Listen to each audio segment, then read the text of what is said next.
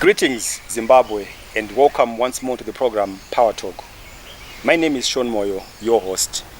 Today on the program we host the leader of the CCC. I'm not sure if I should say the leader of a faction of the CCC or the CCC, but he is Senator Jameson Timba. Senator, welcome to the program. Thank you. There's only one CCC. Right. Any other entity is a fraction of it. Right, because as far as the public is aware, according to what's been prevailing, there would be the CCC of Senator Timba, the CCC of Professor Ncube, and the CCC of perhaps Sengezo Tshabangu. Yes. I would make reference to the CCC of ZANU-PF as led by Sengezo Tshabangu, who is an imposter and a creature of the state, and the CCC, which was led by Advocate Nelson Chamisa, who on his resignation, the highest policy-making body of the party elected me to lead it. And then I would need you to then explain to me how another CCC would then emerge outside that process. Right. Quickly, before we get into these issues, just to clear out the issue of Senator Tshabangu, how did he come to be a force in the CCC? Because your ex-leader, which is Advocate Chamisa, is professed ignorance of him. So I want to know, because it seems he was in the opposition structures going back probably the last 15-20 years. So how did he come to be a force in the CCC, and have you always known him as part of the former MDC in its various versions beforehand? Mr. Sengezo Tshabangu, because it's a misnomer to call him a senator. That's a disgrace to this country, that we now have a parliament which has got people who are sitting there who are not supposed to be there, questioning the legitimacy of that parliament. But that aside, Mr. Sengezo Tshabangu is a former member of the MDCT. Right. Okay. He actually was a chairperson of the Matabele North Province of the MDCT. Right. Okay. But post the split of the MDCT in 2014, Mr. Sengezo Tshabangu then joined a party called PDP. That was led by Honorable Advocate Tendai. Right. He stayed with that party up until the 2018 elections. That party then also split into two. PDP led by Honorable Biti and PDP led by Honorable Matibenga. Right, Lucia Matibenga, over which political party they should align with.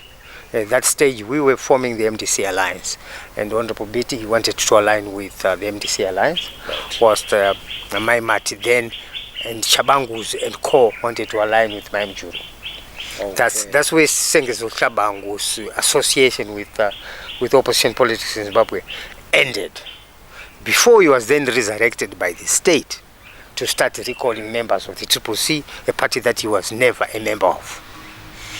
So tell me, Senator, how, for example, can I just walk up and be able to start operating as an SG of a party which is in parliament and start to recall, and the state acknowledges that? No. You can only do that if the state accepts it. And in this particular instance, that's exactly what happened. If you ask any person in this country, including a kindergarten child, they will tell you that the leader of the CCC was Advocate Nelson Chamisa.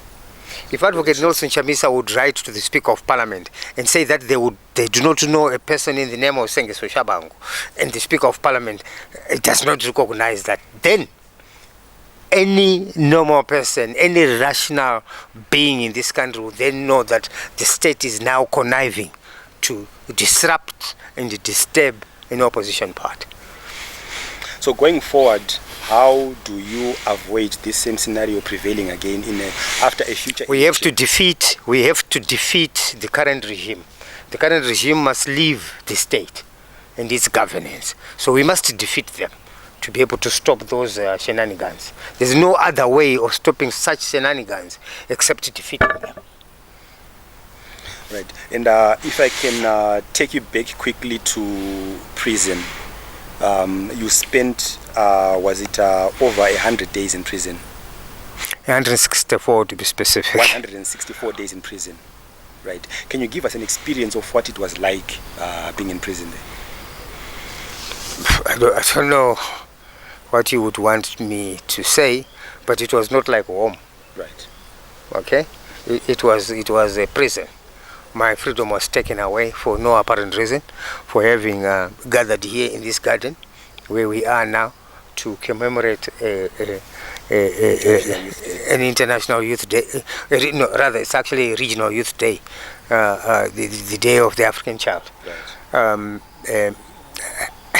Up to this point and up to this day, I'm at a loss as to how in a given country a person can be arrested for having a private gathering at their own house. It's like if you organize a wedding and or a party at your own house, then the police can just come in and say you can't do that. When the state gets into your bedroom in the form and manner in which it did in mine, okay, you must know that the whole essence of your freedom is no longer about Jameson Timba, it's about everybody else, which means they can get into your house too. Right. And also your son was arrested, I believe, as part of that is correct. Activists. How did your family take that? And has this not sort of maybe advised you into wanting to retire given what happened to your son? No, actually my family was very angry with what happened, but it also strengthened the family's resolve itself to participate and continue to stand up for what is right in favor of other families that cannot stand up for themselves. What happened to my son was totally unacceptable, but I can tell you now that it has strengthened our resolve to fight for democratic change in this country, to ensure that everyone can live in harmony, everyone can prosper in this country. And how much control do you as leader of the CCC have over your parliamentarians and other deployees, your councillors and all those currently, seeing as there are 2 or 3 more factions that are laying claim to them? We have the control of the majority of opposition parliamentarians in parliament today, other than the ones that were brought in as a result of the actions of one Sengezo Tshabangu. But let me also say that he has also been able to influence, because of those recalls, right, a few other deployees in our local authorities. But we do still control the majority of opposition members of parliament and opposition councillors. Okay. And in terms of, okay, let's get into this current hot topic of the 2030 agenda, or the proposals by ZANU-PF to extend the president's term of office. Of course, we have to be very careful now in speaking of it, because as the media, it seems it's become a very, very difficult area to navigate. Yeah, you can be careful. I will be truthful. We stated our position quite clearly since May of last year, that we are opposed to the extension of the term of office of the current president and the current parliament. That the 2030 agenda is an affront to this country's democracy. We fought for a democratic constitution in this country. Zimbabweans voted in their overwhelming numbers in 2013 for a democratic constitution. Right. This is a constitution that we are willing to defend and continue to do so. This constitution says a president serves for 2 terms. We must just respect that. What is our expectation? Our expectation is that the leadership of this country should come out clearly and state that they are opposed to the amendment of the constitution to facilitate an extension of the term of office. What they are currently saying is not acceptable in our view. It is not. They are basically saying that if the constitution is amended, they can still be there. So the position that we want to hear is that we do not want to tamper with our constitution. Right. Let's preserve what we have. Right. And in terms of fighting it back, not violently, of course, again, I have to put a caveat. It's now difficult to just use these words. But in terms of fighting it back using democratic means, or perhaps resisting it, how do you think your chances fare, given the fact that ZANU-PF now controls 2/3 of parliament? The voice in parliament, although it's made up of CCC and ZANU-PF, okay? Yes. You've got voices of citizens of Zimbabwe, Right. irrespective of party affiliation. The majority of those voices are opposed to the 2030 agenda. my challenge, and I've said it before, okay? Bring the motion of Mr. Mtodi. What do you call him? Mtodi. Yeah, bring his motion and put it to the vote. Secret ballot. I can assure you that that motion will be defeated by the combined vote of CCC and the ZANU-PF MPs for the 23rd agenda. So when you look at the 23rd agenda, when you get into parliament, look at it from a non-partisan point of view. Zimbabweans are opposed to the 23rd agenda. Right. And also in terms again of using democratic means to execute your... I've told you that the 23rd agenda will die in parliament. Yes. It will come into parliament and die there. So leave it, it's going to die there. Yes, yes. No, so alluding to a different question, again, we know that in democracies generally the opposition is very active in the streets, for example. Not that I'm encouraging any form of street action or demonstrations, though they are guaranteed by law. How are you able to, to utilize that function? The 2030 agenda is going to die in parliament. Right. Okay? The opposition will continue to fight within the confines of the law. Right. Okay? With all the forms and platforms allowed for by the law. Right. And let's look at the performance of the opposition in parliament currently. There's been an outcry from the public that it seems parliamentarians are pretty much preoccupied with what they can get from parliament as opposed to actually them doing the service they were deployed for. What is your position as leader of the opposition or your deployees? Are they performing to your expectations? We have outlined an agenda for our parliamentarians, and our parliamentarians have been pushing the agenda that we have outlined for them in parliament.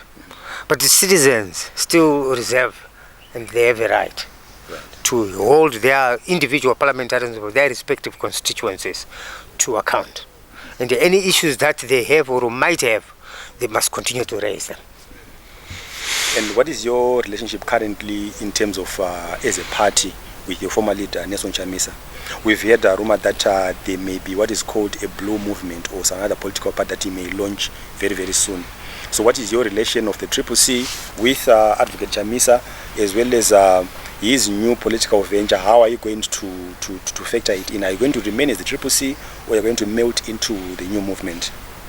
Let me say to you that Advocate Nelson Chamisa is a brother to me in the first instance. Right. And then in the second instance is a political ally, in the sense that we agree to a very large extent on we share so many views as to where this country should be going. But I don't want to sit here and speak for Advocate Nelson Chamisa. Right. He stated himself quite categorically that he was taking a step back, okay?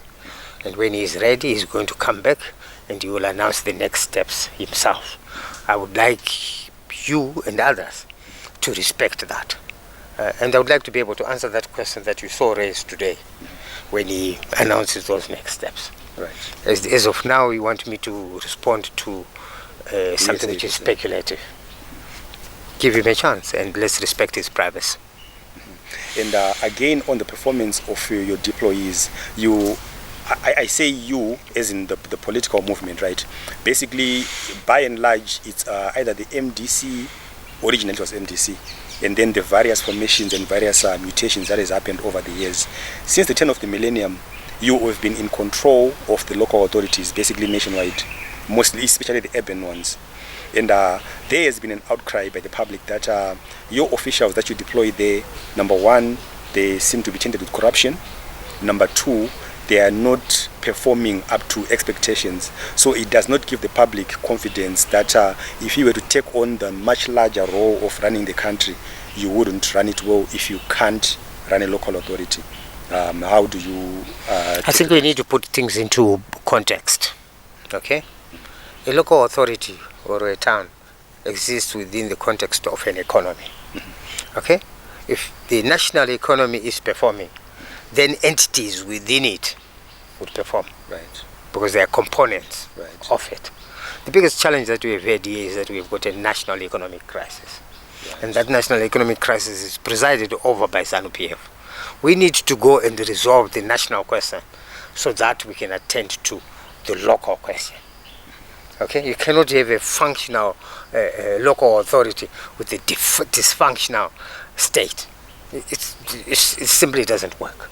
So the performance of local authorities cannot therefore be looked at in isolation with the overall performance of the economy and of the country. I would not take any excuses for any individuals who are found on the wrong side of the law, either in terms of conduct or otherwise, whether it is corruption. Citizens have got a right to call those to order and be able to hold them to account. We urge our deployees to continue to respect their mandate and to know that they are there to serve people and not to serve themselves. And let's talk about political finances. Since there seem to be, there's a fight basically over who should control or who should receive the Political Parties Finance Act. If in the event that you don't receive them, how do you fund the activities of your party? The party has always been funded by ordinary people. We're contributing $1 here, 50 cents there. That's how we have survived since 1999. The issue of the Political Parties Finance Act is a recent phenomenon.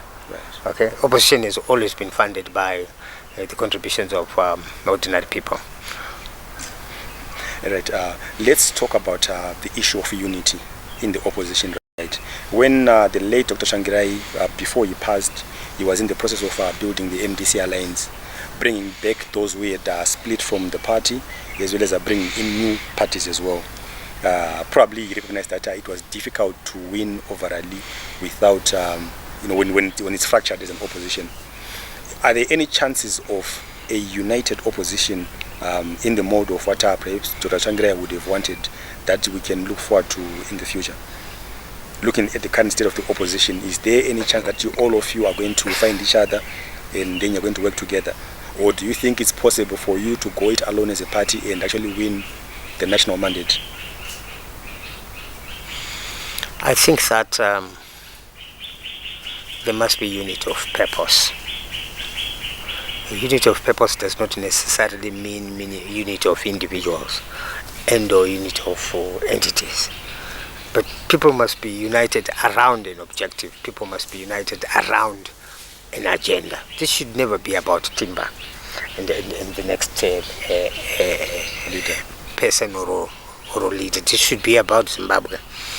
But I also am a firm believer myself in multi-party democracy. Okay, if there are 2-3 individuals who feel that they've got a better path to our prosperity, they must be given an opportunity to demonstrate that. Awesome, great. And let's look at the CCC as going forward. What are you working on right now, and what plans do you have until we reach probably 2028 the elections? You see, the economy is very bad at the moment, and people are suffering. As the CCC, we continue to put pressure on government. As you are aware, we are not in government. Right. The only way in which we can influence policy is through the democratic forums that are available. That includes parliament. So we will continue to push the government in power, okay, to hold them to account, so that they can address the challenges which the citizens are facing. We are not expected here as CCC in Zimbabwe or any other opposition party anywhere in the world to do anything other than that. Right. No, perfect. Lastly, before we conclude, Senator, I want you to give out 3 messages. Firstly, the message to your colleagues in the opposition. Secondly, a message to perhaps the president as leader of the country, not necessarily as an individual. And then thirdly, your message to the people of Zimbabwe. Well, I want to give a message to the people of Zimbabwe. Right. Okay. And my message to people of Zimbabwe is that we must not give up hope. Change is coming. I know the difficulties that people are facing, and people look at us as opposition and say, but you guys have been saying this for so many years. Yes, and we will continue to say the same thing. Change will come in our lifetime, and we must not give up hope. Thank you so much, Senator Jameson Timba. That was Senator Jameson Timba, the leader of the CCC. My name is Sean Moyo. Thank you so much for watching the program. Catch you on the next episode.